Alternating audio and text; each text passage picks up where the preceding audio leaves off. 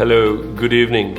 So Minister Jagannath has just given his 2016 budget speech, and here at PwC we are reacting to what we've heard, and we are reacting to the Minister's proposals. We feel that there was a real desire for reform.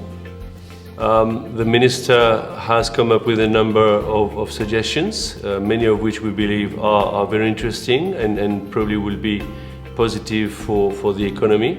We also believe that the Minister didn't go as far as we would have liked him. This is very common in our annual analysis of budget speech. We believe there have been good measures, and at the same time, maybe the Minister could have gone a little bit further. So in terms of the good measures, we have picked up a number of business facilitation measures. He's accelerated the processes to issue building and land use permits. This will certainly help the construction sector, and the construction sector is a large employer. So we expect good benefits from the acceleration of these permits. He's also removed a number of constraints in the property development schemes. This again will facilitate a number of construction projects. Also in the construction sector, now non-citizens will be allowed to buy apartments. This wasn't the case until now. This will encourage a number of promoters and a number of developments. We have also picked up that he has introduced a number of e-licensing proposals. At PwC, we have always believed and suggested the power of the digital transformation of our economy.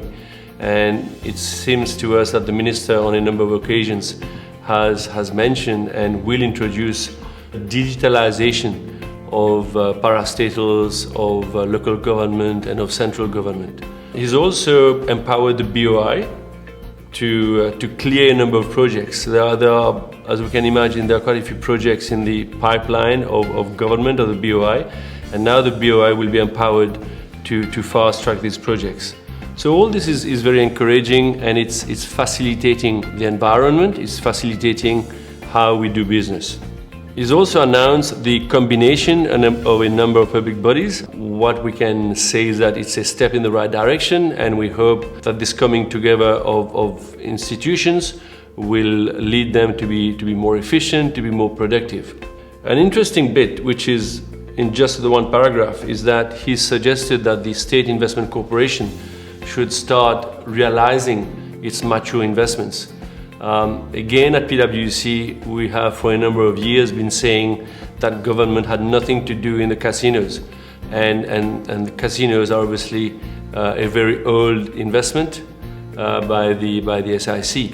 So one can read in the paragraph that government will actually sell its old or mature investments, and that will include the casinos.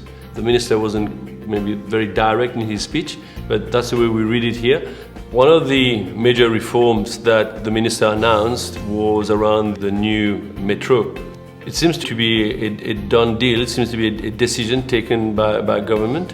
Though I must confess I hadn't heard too much about it in the press. The Metro Express will be launched this year. My only concern around this project is how it's going to be financed. And the Minister, unfortunately, didn't give too many details on this. He did mention that the Victoria station would be on a BOT, and BOT means public-private partnership. So our concern here at PwC is that we would have hoped the Minister to be clearer on how the Metro Express would be financed. We would strongly encourage for private sector involvement as a PPP. It would be the private sector doing the investment, it would be the private sector running the metro, and we don't believe that it's something that government can do. We believe that there'll be inefficiencies in the management of the Metro Express, and when it's financed by government, it will have to come from tax revenues, and philosophically we have issues with this. So the Minister just mentioned that the Metro Express was coming as a project, but there were, in my view, insufficient details on how this would be run. Interestingly, the minister also announced, as part of the fight against absolute poverty, that people who are on the solidarity register, meaning the poorest of our society, would be receiving monthly allowances from government. This is the very first. Our social welfare never went to such a level of paying monthly sums to the most or to the poorest of our society. The numbers mentioned are seem to be quite generous. A family of 5 would get something like 9,500 rupees. Hopefully, some people would benefit from these measures. The minister mentioned that this would cost 500 million over a 2-year transition period. So it's not very clear whether it'll be 500 million a year or a little bit less. The difficulty with those schemes is how to manage them. How do you make sure that it's only people who are really deserving who are on that solidarity register? But if it's well managed, then at 500 million, I guess it's an investment that we can afford in the poorest of our society. The government also mentioned that they were spending about 4 billion in water. I mean, water investment has been overdue for years.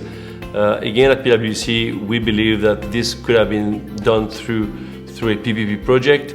The pressure on government would have been less, and in fact, with private sector funding, we probably could have done more and more quickly.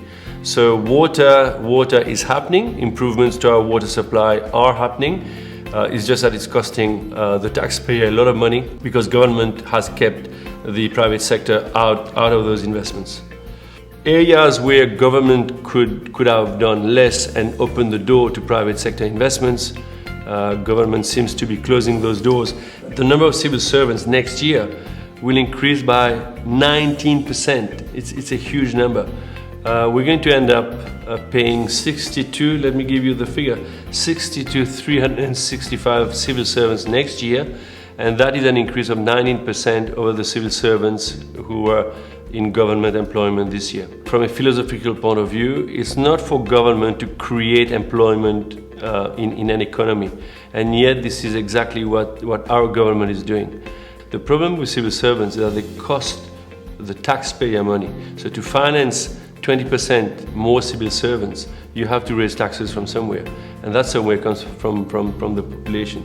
I think maybe it's a missed opportunity for government to, if they had improved or increased the number of civil servants by a nominal amount, then I think the messages would have been right.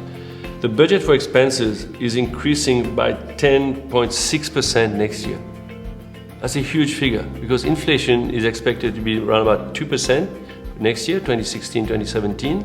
So inflation at 2%, and yet government spending is increasing by 10.3%. That's a huge number.